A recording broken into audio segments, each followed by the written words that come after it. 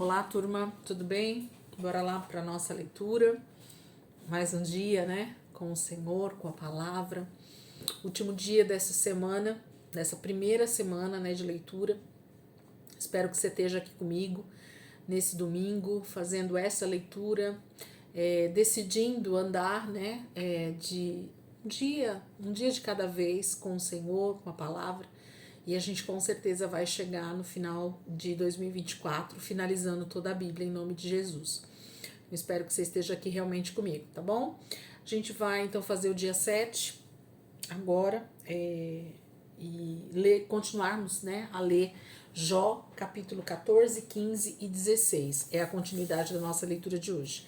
Essa próxima semana, né, a gente vai passar toda dentro do livro de Jó até a outra segunda-feira, né? O primeiro dia da semana 3.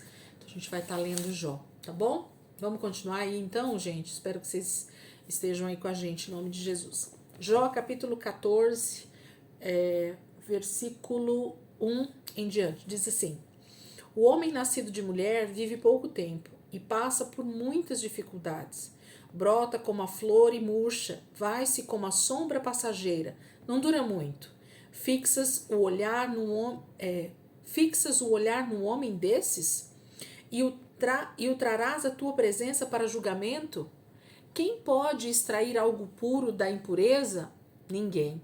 Os dias do homem estão determinados. Tu decretastes o número dos seus meses e estabeleceste limites que ele não pode ultrapassar. Por isso, desvia dele o teu olhar e deixa-o, até que ele cumpra o seu tempo como trabalhador contratado. Para a árvore, pelo menos, há esperança. Se é cortada, torna a brotar, e os seus renovos vingam. Suas raízes poderão envelhecer no solo, e seu tronco morrer no chão. Ainda assim, com um cheiro de águas, ela brotará, e dará ramos como se fosse muda plantada. Mas o homem morre, e morto permanece. Dá o último suspiro e deixa de existir.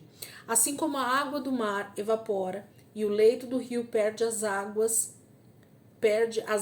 e seca, assim o homem se deita e não se levanta. Até quando os céus já não existirem, os homens não acordarão e não serão despertados do seu sono.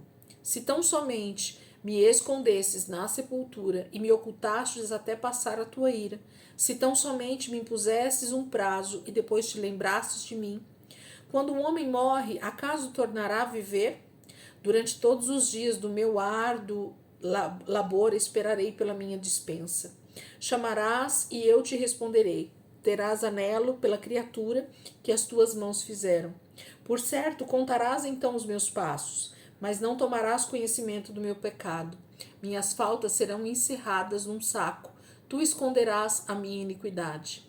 Mas, assim como a montanha sofre erosão e se desmorona, e a rocha muda de lugar, e assim como a água desgasta as pedras e as torrentes arrastam terra, assim destróis a esperança do homem.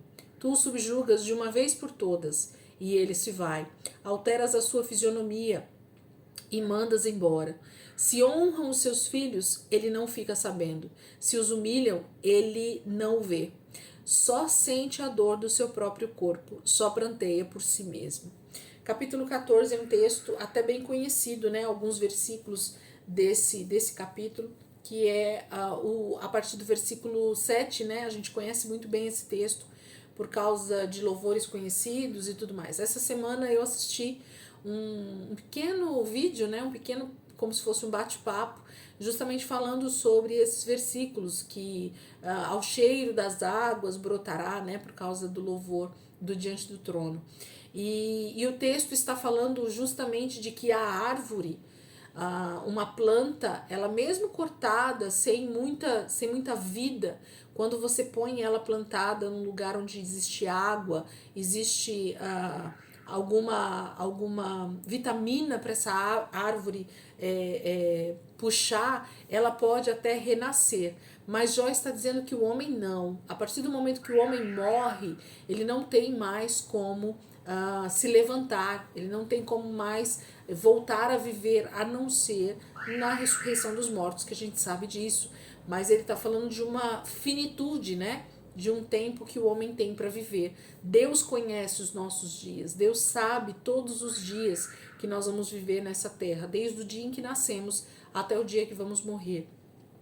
E a ira de Deus, ela é benigna, ela é longânima, justamente porque se Deus se voltasse para nós na sua ira, ele não nos deixaria viver um dia sequer, por causa do pecado, né? Então é disso que Jó está falando um pouco nesse texto, né?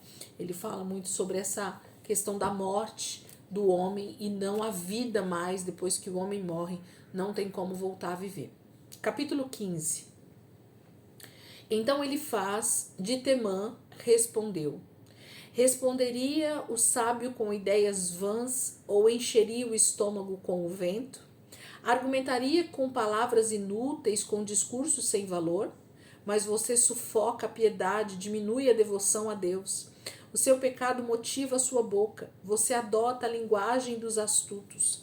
É a sua própria boca que o condena, e não a minha. Os seus próprios lábios depõem contra você. Será que você foi o primeiro a nascer? Acaso foi gerado antes das colinas? Você costuma ouvir o conselho secreto de Deus? Só a você pertence a sabedoria? O que você sabe que nós não sabemos? Que compreensão tem você que nós não temos? Temos do nosso lado homens de cabelos brancos, muito mais velhos que seu pai. Não bastam para você as consolações divinas e as nossas palavras amáveis? Por que você se deixa levar pelo coração e por que esse brilho nos seus olhos? Pois contra Deus é que você dirige a sua ira e despeja da sua boca essas palavras. Como o homem pode ser puro? Como pode ser justo quem nasce de mulher? Pois se nem nós, seus santos, Deus confia, e se nem os céus são puros aos seus olhos, quanto menos o homem que é impuro e corrupto e que bebe iniquidade como água. Escute-me, e eu explicarei para você. Vou dizer a você o que vi, o que os sábios declaram sem esconder o que receberam dos seus pais, a quem foi dada a terra e a mais ninguém. Nenhum estrangeiro passou entre eles. O ímpio sofre tormentos a vida toda, como também o homem cruel, nos poucos anos que lhe são reservados. Só ouve ruídos aterrorizantes quando se sente em paz, ladrões o atacam. Não tem esperança de escapar das trevas, sente-se destinado ao fio da espada. Fica perambulando, é comida para os abutres, sabe muito bem que logo virão sobre ele as trevas. A aflição e a angústia o apavoram e o dominam como um rei pronto para atacar, porque agitou os punhos contra Deus e desafiou o Todo-Poderoso, afrontando-o com arrogância, com um escudo grosso e resistente. Apesar de ter o rosto coberto de gordura e a cintura estufada de carne, habitará em cidade prestes a arruinar-se, em casas inabitáveis, caindo aos pedaços. Nunca mais será rico, sua riqueza nunca durará, e os seus bens não se propagarão pela terra. Não poderá escapar das trevas, o fogo chamuscará os seus renovos, e o sopro da boca de Deus o arrebatará. Que ele não se iluda em confiar no que não tem valor, pois nada receberá como compensação. Terá completa paga antes do tempo, e os seus ramos não florescerão. Será como a vinha despojada de suas uvas verdes, como a oliveira que perdeu a sua floração. Pois o companheirismo dos ímpios nada lhe trará, e o fogo devorará as tendas dos que gostam de subornar.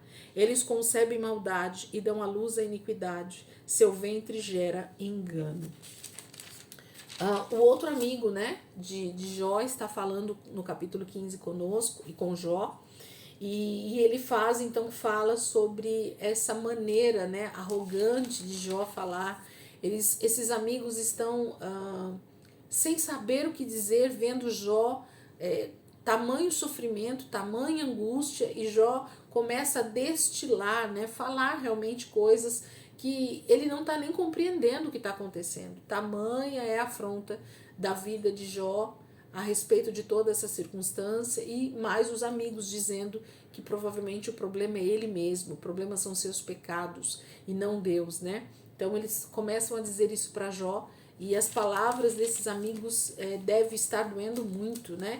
Deve estar realmente sendo muito difícil para Jó, porque cada capítulo ele vai então falando um pouco mais a respeito dessa dificuldade de compreender os caminhos de Deus, a maneira de Deus agir e tudo mais, né? A gente vai vendo isso. Capítulo 16, Jó vai responder então. Então Jó respondeu: já ouvi muitas palavras como essas.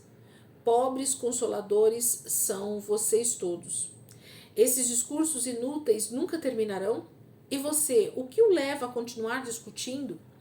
Bem que eu poderia falar como vocês, se estivessem em meu lugar. Eu poderia condená-los com belos discursos e menear a cabeça contra vocês. Mas a minha boca procuraria encorajá-los. A consolação dos meus lábios daria alívio para vocês. Contudo, se falo, a minha dor não se alivia. Se me calo, ela não desaparece. Sem dúvida, ó Deus, tu me esgotaste as forças, deste fim a toda a minha família. Tu me deixaste deprimido, o que é uma testemunha disso. A minha magreza se levanta e depõe contra mim. Deus, em sua ira, ataca-me e faz-me em pedaços, e range os dentes contra mim. Meus inimigos fitam-me com olhar ferino. Os homens abrem sua boca contra mim, esmurram meu rosto com zombaria e se unem contra mim. Deus fez-me cair nas mãos dos ímpios e atirou-me nas garras dos maus. Eu estava tranquilo, mas ele me arrebatou, agarrou-me pelo pescoço e esmagou-me. Fez de mim o seu alvo. Seus flecheiros me cercam. Ele transpassou sem dó os meus rins e derramou na terra minha bilis. Lança-se sobre mim uma e outra vez. Ataca-me como um guerreiro. Costurei vestes de lamento sobre a minha pele e enterrei a minha testa no pó. Meu rosto está rubro de tanto eu chorar, e sombras densas circundam os meus olhos. Apesar de não haver violência em minhas mãos e de ser pura a minha oração. Ó terra, não cubra o meu sangue, não haja lugar de repouso para o meu clamor. Saibam que, agora mesmo, a minha testemunha está nos céus, nas alturas está o meu advogado, o meu intercessor é meu amigo. Quando diante de Deus correm lágrimas dos meus olhos, ele defende a causa do homem perante Deus, como quem defende a causa de um amigo. Pois mais alguns anos apenas e farei a viagem sem retorno. Jó no capítulo 16, ele fala, né, dessa afronta que o amigo está fazendo a ele. Ele diz nos primeiros versículos de que maneira ele agiria com esses amigos se eles estivessem no seu lugar.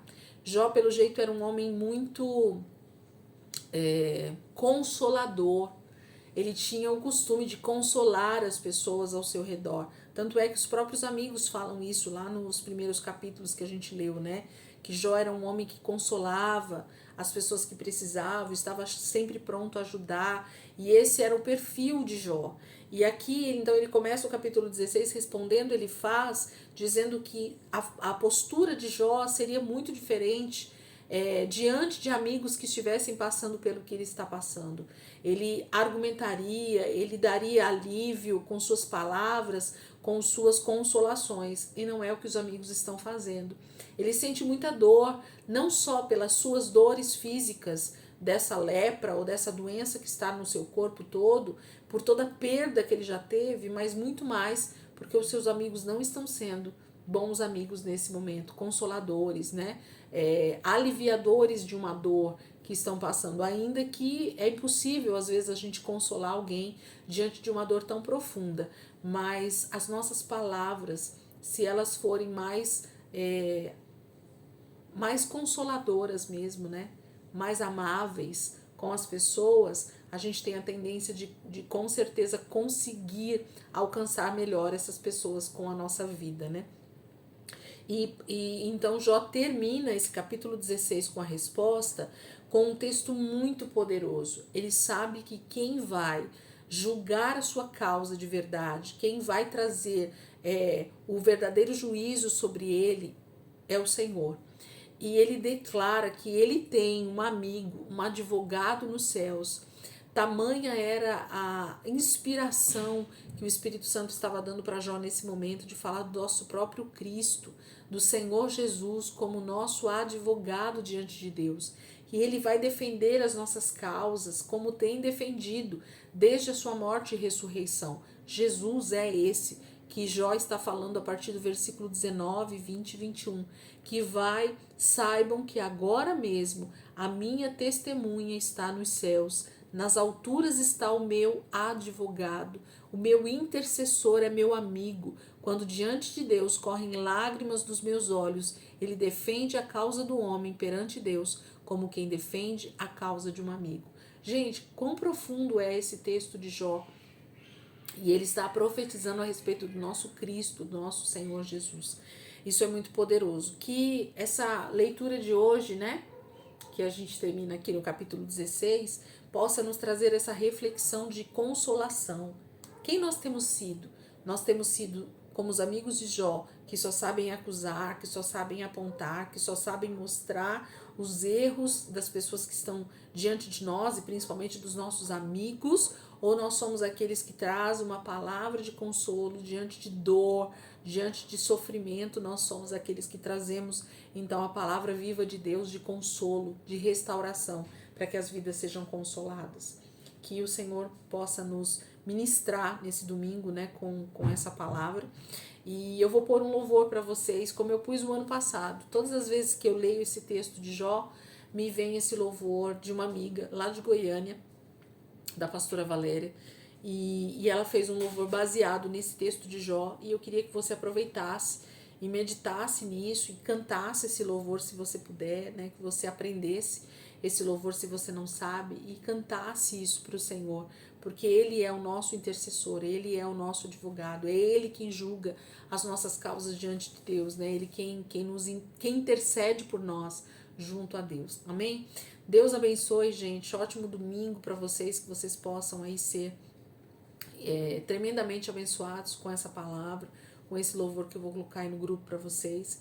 E amanhã, se Deus quiser, segunda-feira, né, a gente vai estar aqui iniciando a segunda semana, continuando aqui dentro do livro de Jó, a partir do capítulo 17. Amém? Deus abençoe e até amanhã, se Deus quiser.